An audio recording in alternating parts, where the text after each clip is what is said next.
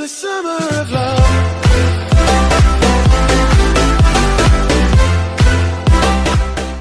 नमस्कार दोस्तों, स्वागत है आपका हमारे YouTube channel top view study में। आज का टॉपिक है history. RRB, NTPC, CBT 2 exam और ग्रुप डी जो आगामी आने वाले दिनों में परीक्षा आने वाली है, इसका हम लोग बेजोड़ तैयारी करेंगे जिससे कि आप लोग एग्जाम क्रैक कर सकें। वीडियो को बिल्कुल भी स्किप नहीं कीजिएगा। अगर स्किप करके देखिएगा तो इम्पोर्टेंट टॉपिक्स छूट सकता है। आज हम लोग इतिहास यानी कि हिस्ट्री एकदम शुरू से बेसिक से स्टार्ट करेंगे, ठीक है। प्राचीन भारत का इतिहास, इसे प्रागैतिहासिक काल सबसे पहले हम लोग पढ़ेंगे। ऐतिहासिक काल, प्रागैतिहासिक काल इतिहास का वह काल है जिसके विषय में हम लोग पढ़ेंगे आज। प्रागैतिहासिक काल वो इतिहास की वह शाखा है जिसके विषय में कोई लिखा हुआ साक्ष्य नहीं प्राप्त होता है, ठीक है। मनुष्य ने जिस काल में घटनाओं का कोई लिखित विवरण उद्धृत नहीं किया उसे प्रागैतिहासिक काल कहते हैं। भारतीय प्रागैतिहासिक काल मुख्यतः 3 भागों में बांटा गया है, ठीक है। 3 भाग कौन कौन सा है? तो 3 भाग हम लोग देखेंगे प्रागैतिहासिक काल का।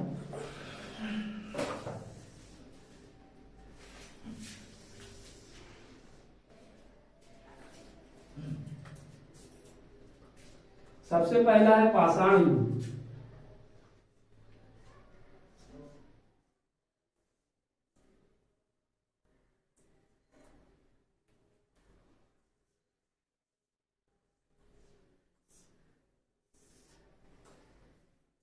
दूसरा नंबर है कांस्य युग।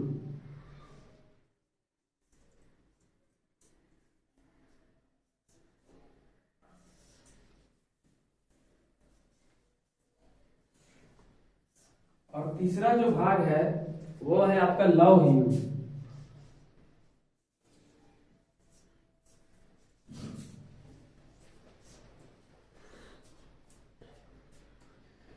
पाषाण युग को भी 3 भागों में बांटा गया है। कौन कौन सा? तो पूरा पाषाण युग, मध्य पाषाण युग और नव पाषाण युग। पाषाण युग को भी हम लोग 3 भागों में बांटते हैं।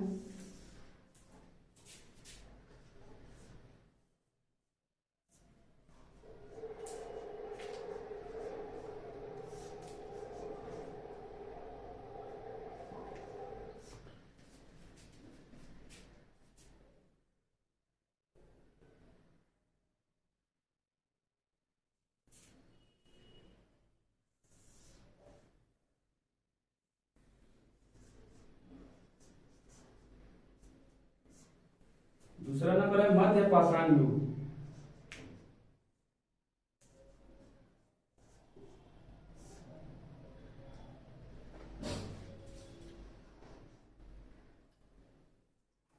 और तीसरा है नव पाषाण युग।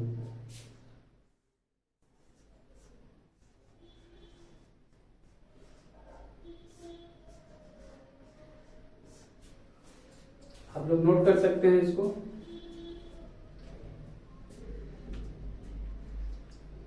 बुद्धिमान मनुष्य यानी कि होमो सेपियंस बराबर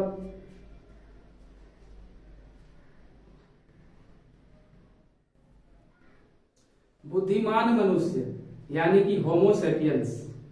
होमो सेपियंस का आगमन हमारे पृथ्वी पर आज से लगभग 30 से 40 हजार वर्ष पहले हो गया था, ठीक है। तो जैसे जैसे इतिहास बढ़ता गया वैसे वैसे समय भी बीतता गया और हमें इसका साक्ष्य धीरे धीरे मिलता गया। सबसे पहले हम लोग देखेंगे सिंधु घाटी सभ्यता।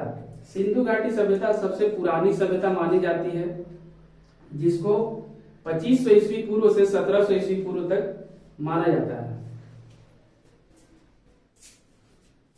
इसको आप लोग नोट कर लीजिए, इसको अभी मिटा देंगे। सिंधु घाटी सभ्यता पे हम लोग आ रहे हैं।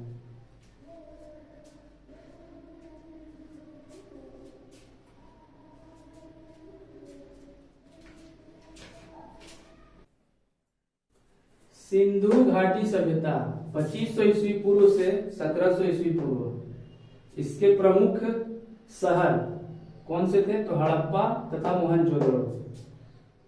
मुख्य व्यवसाय क्या था इन लोगों का उस समय?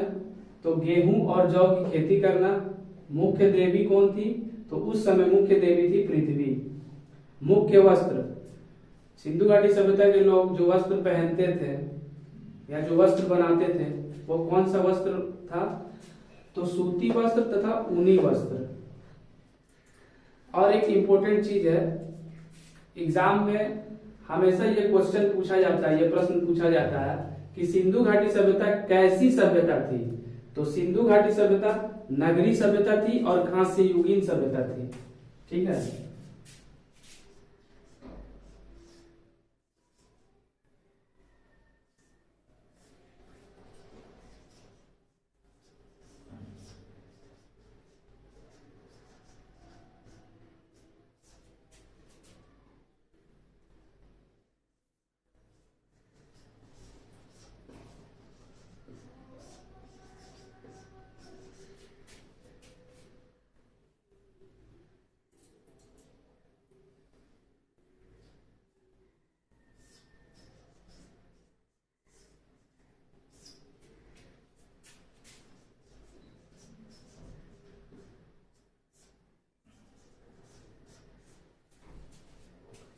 इसको आप लोग नोट कर लीजिए। ठीक है। सिंधु घाटी सभ्यता नगरी सभ्यता थी, यानी कि वहां पे जो घर बने हुए थे वो पक्के ईंटों के बने होते थे और वो नगरी सभ्यता थी। नाली की व्यवस्था थी, नहाने के लिए स्नानागार था, अनाज को रखने के लिए अन्नागार था। ठीक है। और कांस्य युगीन सभ्यता थी। इस चीज को आप लोग याद रखिएगा। और एक क्वेश्चन जो हमेशा पूछा जाता है एग्जाम में वो है कि मोहनजोदड़ो को क्या कहा जाता था? तो मोहनजोदड़ो को मृतकों का टीला कहा जाता था।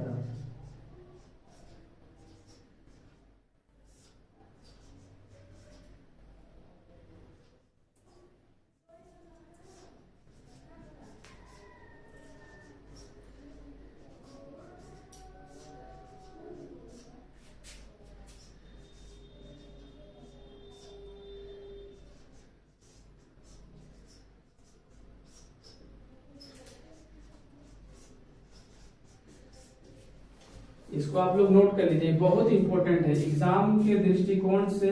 जो आगामी एग्जाम है आरआरबी, एनटीपीसी और ग्रुप डी का, उसके दृष्टिकोण से ये बहुत ही ज्यादा इंपॉर्टेंट है।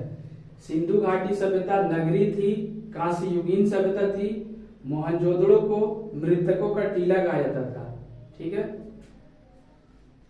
सभ्यता में मुख्य सड़क जरूरत के अनुसार बनाई जाती थी, जो कि उत्तर से लेकर के दक्षिण तक 9 फीट से 34 फीट तक चौड़ा होता था। ठीक है। स्नानागार, सिंधु घाटी सभ्यता में आप लोग पढ़े होंगे एक विशाल स्नानागार था। ये स्नानागार 11.88 मीटर लंबा, यानी कि 11.88 मीटर लंबा, 7.01 मीटर चौड़ा तथा 2.43 मीटर गहरा होता था। उस समय के लोग इस स्नानागार का उपयोग स्नान करने के तौर पर किया करते थे।